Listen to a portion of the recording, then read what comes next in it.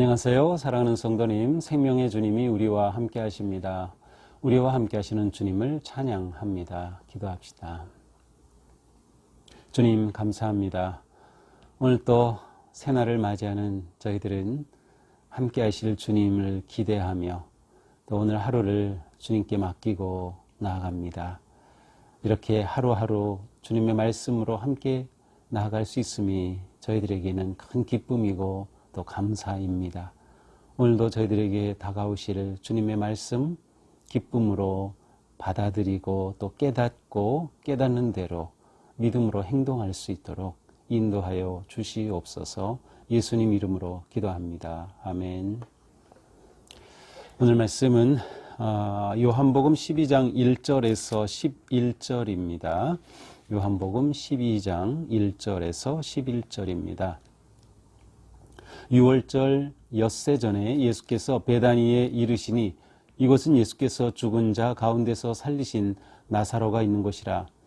여기서 예수를 위하여 잔치할새 마르다는 일을 하고 나사로는 예수와 함께 앉은 자 중에 있더라.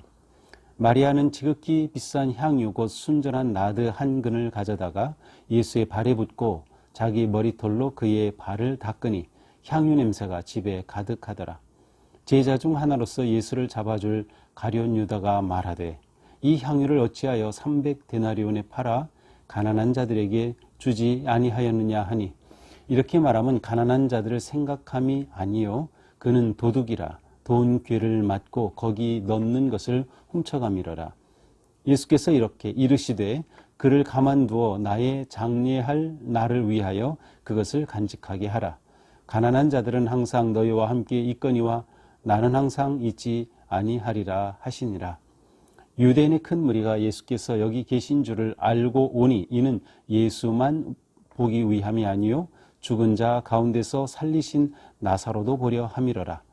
대제사장들이 나사로까지 죽이려고 모의하니 나사로 때문에 많은 유대인이 가서 예수를 믿음이러라. 아멘. 자, 시간이 흘러서 이제 6월절 엿새 전이 되었습니다. 6월절 엿새 전 예수님께서 이제 십자가에 달리시는 그 마지막 6월절을 말하죠.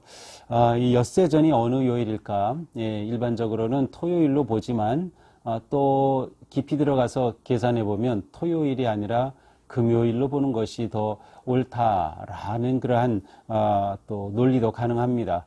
우리는 뭐 이 엿새전이 금요일이다 토요일이다 이 논쟁이 그렇게 우리에겐 중요하지 않아요. 그런데 이제 학자들에게는 이게 굉장히 중요한 논쟁거리이기도 합니다. 자, 어쨌든 6월절 엿새전에 저는 그냥 금요일 정도로 이렇게 한번 얘기해 보죠. 자, 예수님이 베다니에 이르렀어요. 자, 베다니 어느 곳이죠? 그렇습니다. 죽었던 나사로가 소생했던 곳이 바로 이곳이죠. 또 예수님이 사랑하시던 가족들이 있는 곳입니다. 이곳은 예수께서 죽은 자 가운데서 살리신 나사로가 있는 곳이다. 자, 예수님이 베다니에 이르르셨고 그것은 나사로를 살리신 동네였고 예수님이 오시니 당연히 어디로 가시겠습니까? 그렇죠. 바로 이 나사로의 집이 아니겠습니까? 그래서 나사로가 있는 곳을 예수님이 오셨어요. 자, 소생한 나사로를 또 다시 만나시는 예수님입니다. 자, 이 집에서는 예수님께서 오시니까 너무 기쁜 거죠. 그래서 2절 예수를 위하여 잔치할새. 예수님이 오시니까 감사하는 마음으로 잔치를 열었습니다. 근데 보통 우리가 생각할 때 여기서 잔치는 뭐 큰 잔치 이렇게 옛날에 뭐 천막 치고 사람들 막 몰려들고 그렇게 초대한 그런 잔치는 아닙니다. 이 잔치라고 하는 단어 자체가 데이프론이라고 하는 이 단어 자체는 그냥 하루 식사 중에서 가장 음식을 잘 차려서 먹는 그 식사를 말해요. 그러니까 뭐 잘 차린 저녁 식사라고 보는 것이 좋습니다. 자, 예수님이 오셨으니까 이렇게 그날은 뭐 평소보다 좀 더 잘 차려서 예수님과 함께 식사를 하는 것이죠. 이 일을 위해서 이제 마르다는 역시 일을 하고 있고요. 나사로는 예수와 함께 앉은 자 중에 있더라.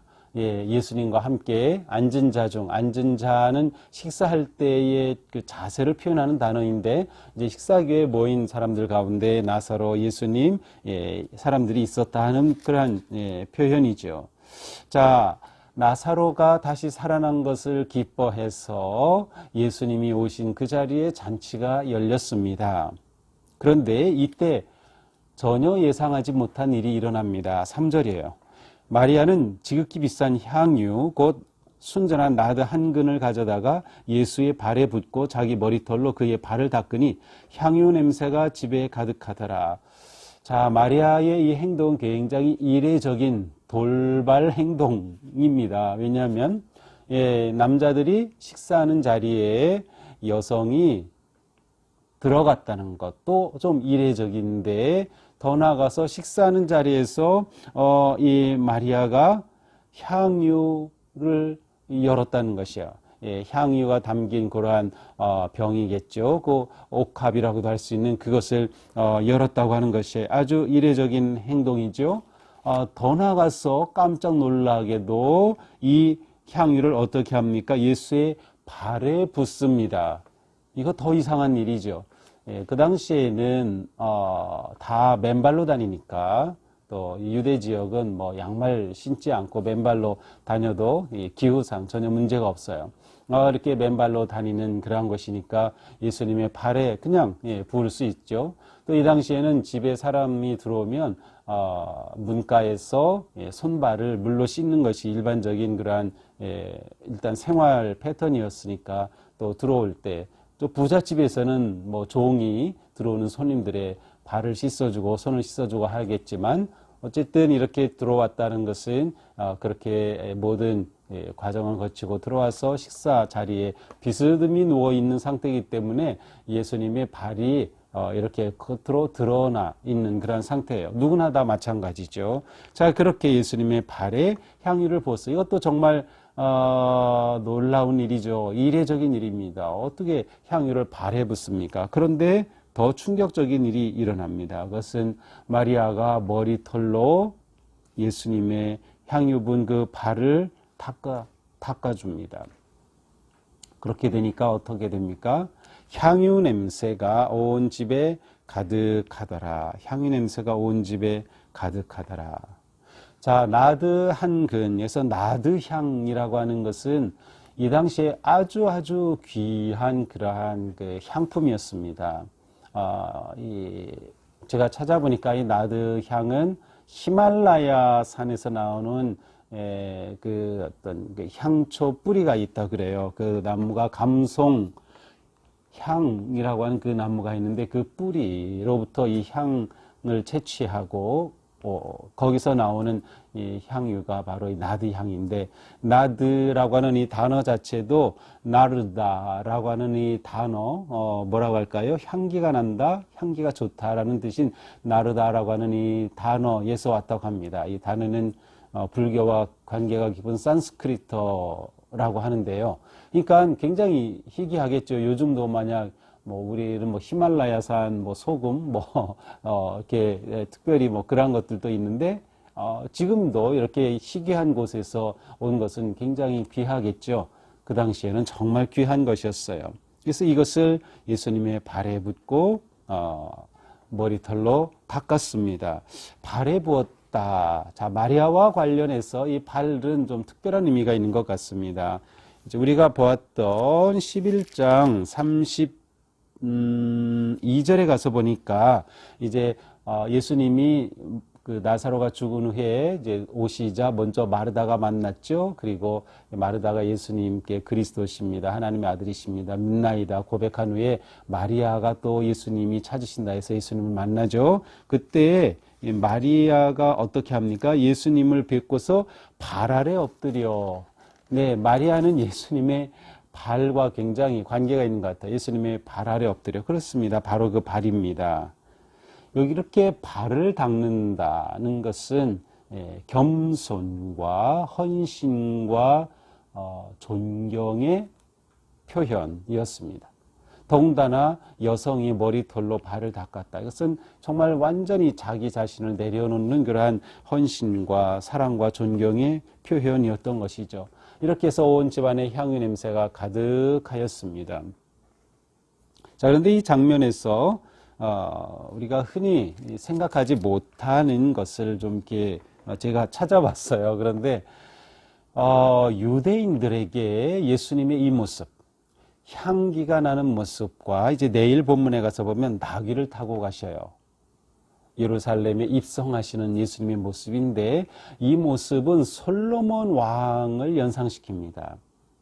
솔로몬 왕이 될 때의 모습이 이제 성경에 이러한 모습이 있어요. 열왕기상 1장 38절 39절에 보니까 솔로몬을 다윗 왕의 노새에 태우고 인도하여 기혼으로 가서 제사장 사독이 성막 가운데에서 기름 담은 뿔을 가져다 솔로몬에게 기름을 부으니 향유와 연결이 되죠. 노새를 태우고 가서 기혼해서 솔로몬에게 기름을 부어 왕으로 세웠습니다. 자, 향유와 솔로몬은 굉장히 연결이 되어 있어요. 또 노새를 타고 갔다는 그 모습. 그러니까 예수님이 왕으로 예루살렘에 입성하시는 그 모습이 이렇게 겹쳐지면서 상징적인 의미를 드러냅니다. 뿐만 아니라 아가서에서도 이러한 그 표현이 나온다고 하는데 아가서 3장 6절 7절에 보니까 이런 표현이 나와요. 여러 가지 향품으로 향내 풍기며 연기 기둥처럼 거친 들에서 오는 자가 누구인가 볼지어다 솔로몬의 가마라. 자, 솔로몬이 향유를 풍기면서 아마도 이 솔로몬은 향품을 많이 사용한 왕이 아니었나 이런 짐작을 그냥 해봅니다. 근데 중요한 거는 예수님의 이 향유와 관계된 모습과 내일 본문인 나귀 타고 입성하시는 모습이 겹쳐지면서 솔로몬의 왕의 모습을 떠올리는 겁니다. 솔로몬이 왕으로 세워질 때의 모습. 유대인들에게는 이러한 상징적인 의미가 이 안에도 담겨 있지 않을까 하는 것을 생각해 볼 수 있어요.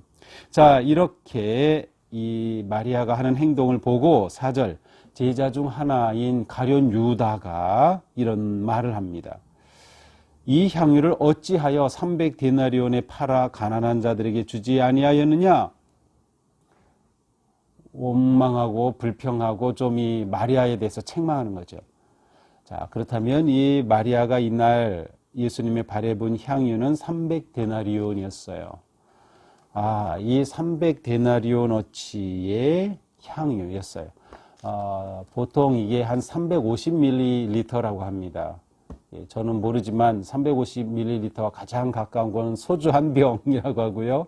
아니면 그 음료수 한 캔, 조금 이거보다는 좀 많아요. 그 정도 양이라고 합니다. 근데 이게 300데나리온의 가치가 있었어요. 1데나리온이 하루 품삯이니까 300데나리온은 하루 품삯을 요즘 어떻게 치는지 모르겠는데 10만 원으로 친다면 10개월 품삯이면 어떻게 됩니까? 하루 10만 원, 한 달 300, 10개월 3천만 원. 그러니까 굉장히 소중한 귀한 그러한 향유를 지금 예수님 발에 부은 겁니다. 그러니 유다가 이거 핀잔 주는 거 어떻게 보면 당연해요. 아니 저 엄청 비싼 거 저거 예수님의 발에 저렇게 부어버리면 어떻게 해? 라는 거지요. 차라리 저걸 팔아가지고 가난한 자들에게 주지 저렇게 하지? 이 가룟 유다의 말 어떻습니까? 동의합니까? 예, 저는 동의합니다. 한편으로. 그렇죠. 저 비싼 거 예수님의 발에 그냥 쏟아버려? 아니야. 저거 팔아서 가난한 사람들에게 주면 얼마나 좋을까. 유다의 생각 자체는 누구나 다 할 수 있는 생각입니다. 사실 여기서 유다라고 되어 있는데 마태복음 26장에서 이 사건이 거기에도 나와요. 그런데 마태복음 26장 8절에 보면 유다가 아니라 제자들이었어요. 제자들이 모두 다 이러한 그 생각을 가졌다는 거죠. 이제 요한복음에서는 유다를 특별히 지목해서 이야기하고 있어요.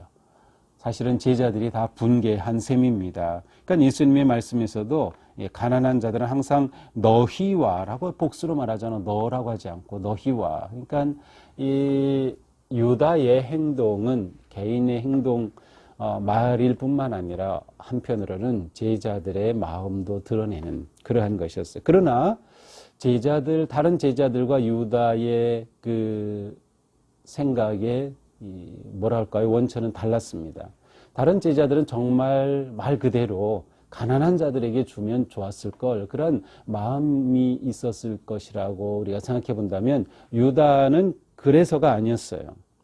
뭐라고 됩니까? 6절에 이렇게 말하면 가난한 자들을 생각함이 아니요 그는 도둑이라 돈 괴를 맞고 거기 넣는 것으로 훔쳐갑니다.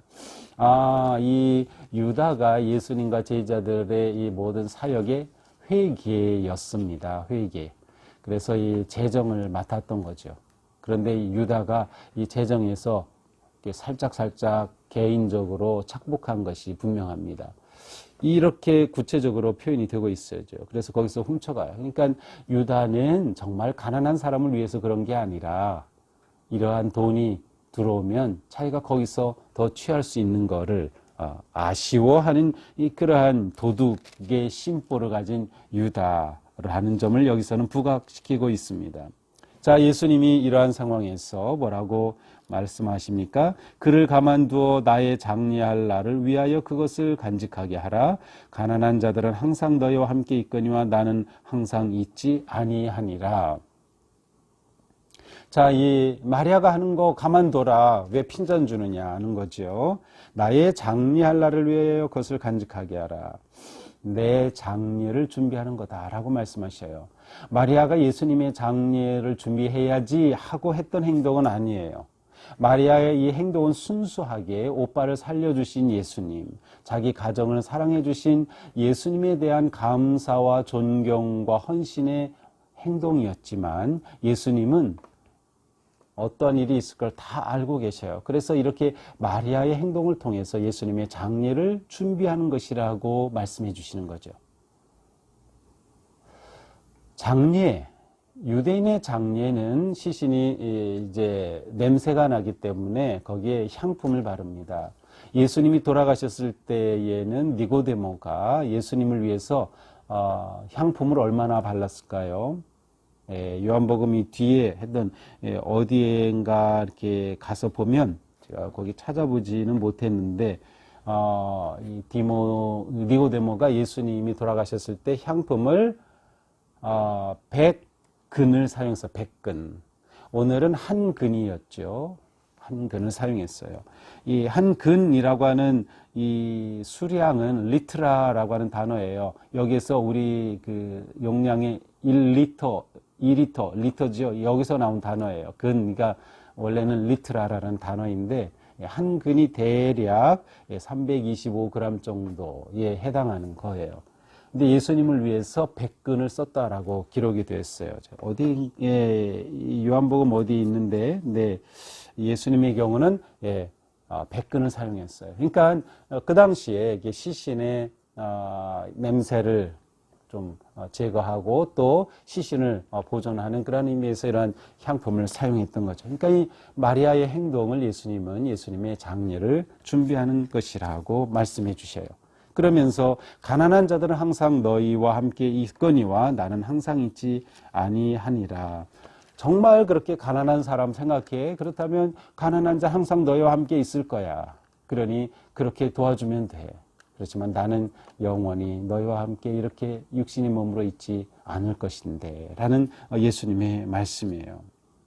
이 가룟 유다의 경우는 그 자신이 스스로 돈에 얽매여 있었기 때문에 예수님을 향한 그의 마음 또 이 마리아의 행동에 대한 그의 판단은 이럴 수밖에 없었어요. 그러니까 우리가 살아가면서 돈에 매이면 사실은 돈으로 논쟁합니다. 참 이상하죠. 우리가 살아가는데 우리가 그런 존재들이에요. 돈에 매이면 돈이 항상 문제가 됩니다. 그래서 이 유다는 재물에 얽매인 인생이었기 때문에 재물에 대한 자유함이 없었던 것이죠. 그리고 예수님을 위한 이것을 낭비, 헛된 낭비로 보고 있었던 것이에요. 그러나 예수님은 이것을 낭비로 보지 않으셔요. 아름다운 선한 행동으로 보시는 거죠. 자, 이러한 말씀을 하신 후에 이제 9절에 보니까 유대인의 큰 무리가 예수께서 여기 계신 줄 알고 오니 자, 유대인의 큰 무리가 예수님이 거기 계시오. 그리고 이제 막 오는 겁니다. 자, 우리가 앞에서 어제 본문에서 무엇이 있었죠? 11장 56절에 보니까 그들이 예수를 찾으며 성전에서 말하되 명절이 오지 않을까? 예수를 찾는다 그랬어요. 왜 그래요? 신고하여 잡게 하라 명령했기 때문에. 그러니까 예수님을 이들이 찾는 거죠. 예수님을 잡아가려고. 신고하려고. 그렇죠? 예수님이 있다는 소식을 듣고 이렇게 유대인들이 몰려왔어요. 또 예수님만 보기 위한 게 아니라 죽은 자 가운데 사신 나사로도 보기. 나사로가 죽었다 살았다고 한번 보자 하고서는 이렇게 몰려든 것이죠. 그런데 대제사장들은 이제 나사로까지 죽이려고 합니다. 11절 나사로 때문에 많은 유대인이 가서 예수를 믿음이라라. 많은 유대인이 나사로를 보고서 정말 놀랍다. 이렇게 사람을 살린다. 이거 정말 메시아가 아니냐. 예수님을 믿는 자들이 많이 일어났다는 거죠. 그래서 대제사장들은 나사로까지 죽이려고 하는 그러한 음모를 세우게 됩니다.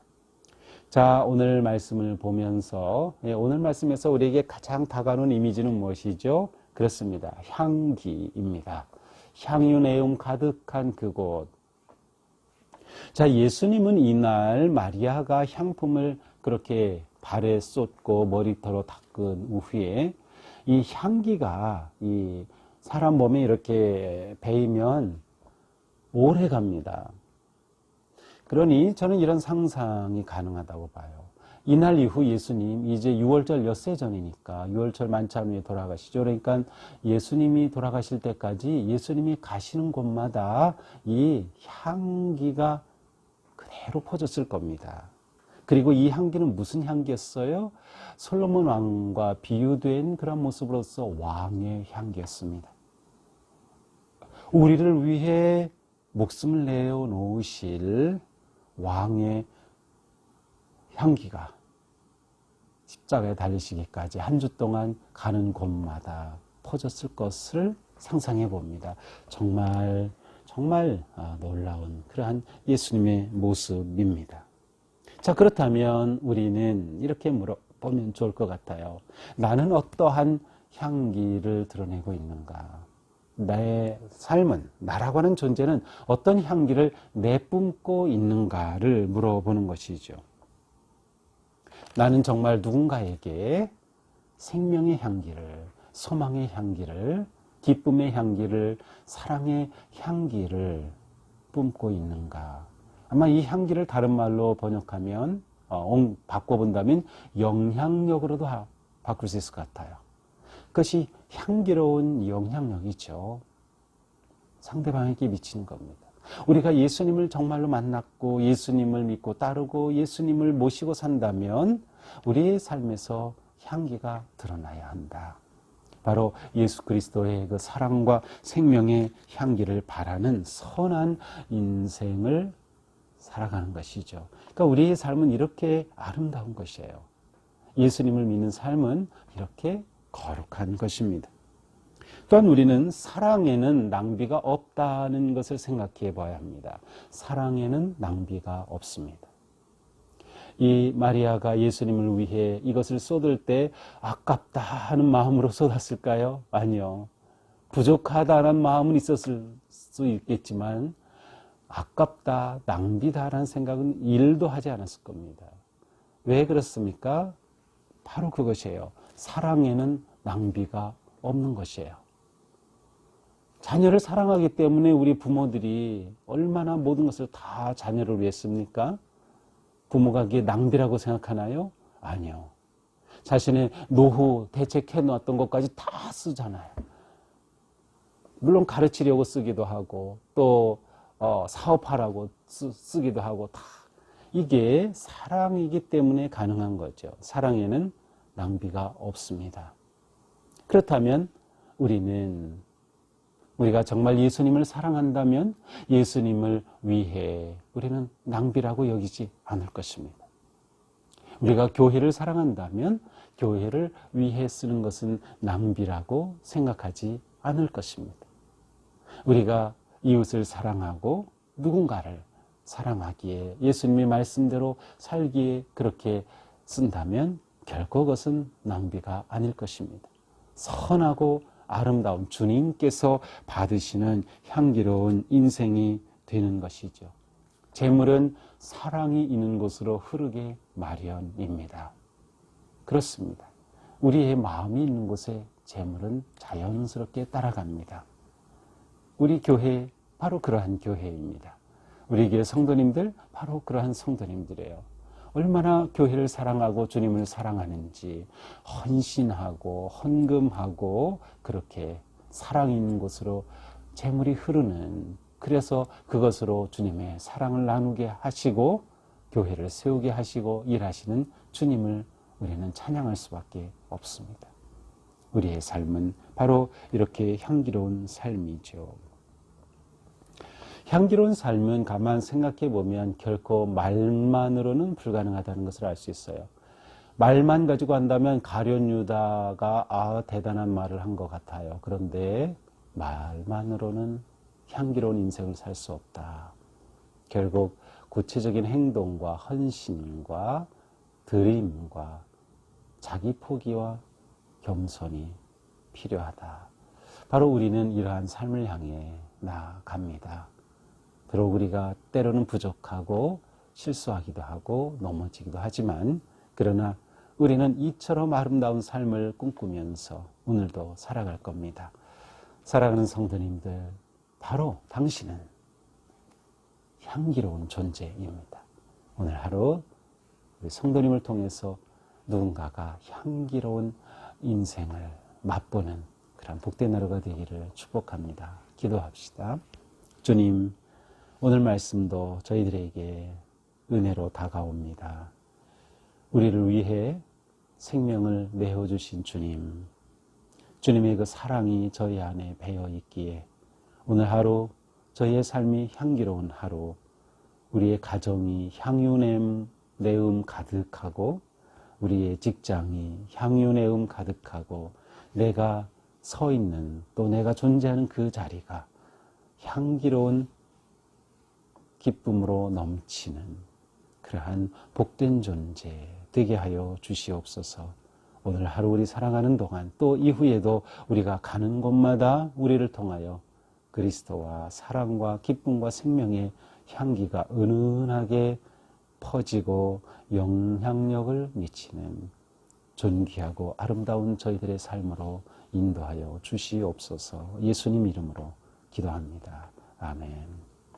네, 오늘 하루 향기로운 인생 되기를 축복합니다. 사랑합니다.